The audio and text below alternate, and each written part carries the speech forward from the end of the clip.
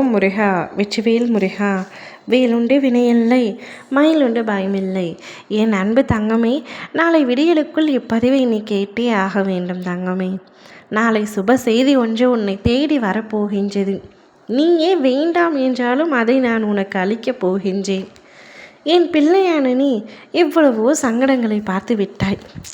என்ன பெரிய பிரச்சனை, அனைத்தையும் சமாளிக்கும் பக்குவம் இப்பொழுது எனக்கு வந்துவிட்டது என்று கூறும் அளவிற்கு பல பிரச்சனைகளை நீ சந்தித்து விட்டாய்.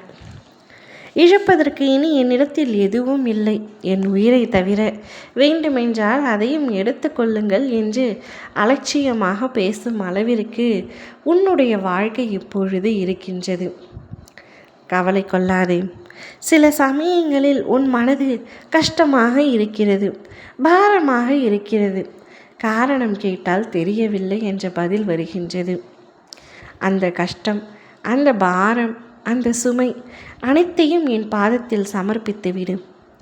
இரவு எதற்காக உறக்கமில்லாமல் தவித்து கொண்டிருக்கின்றாய்?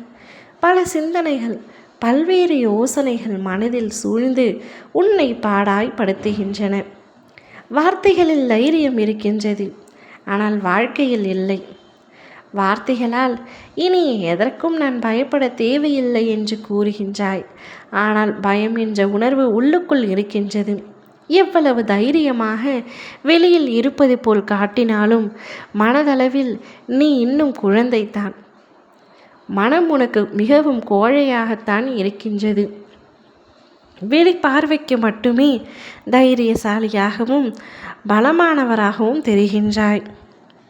தங்கமே, உன் வாழ்க்கையில் இழக்க வேண்டியது இன்னும் என் உயிரை என்று வார்த்தை நீ சொல்லும் பொழுது என் மனம் எவ்வளவு கஷ்டத்தை அனுபவிக்கின்றது தெரியுமா? உன் வாழ்க்கையை பல பொருட்களை இழந்திருக்கின்றாய், பல உறவுகளை இழந்து இருக்கலாம்.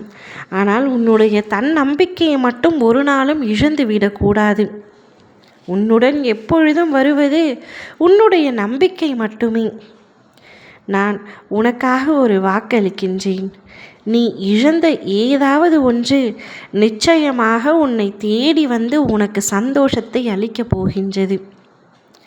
இவ்வளவு நாள் என் வாழ்க்கையில் இனிமே எந்தவித இழப்பும் இல்லை, எந்தவித சந்தோஷமும் இல்லை என்று சொல்லி கொண்டிருந்த நீ இனி சந்தோஷமாக உன்னுடைய வாழ்க்கையை நடத்தப் போகின்றாய்.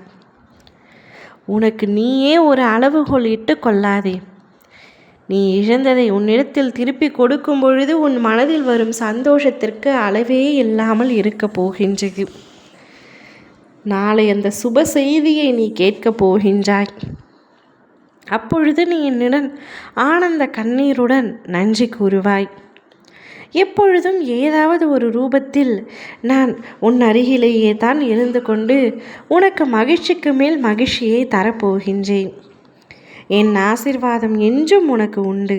ஓம் முருகா வெற்றிவேல் முருகா.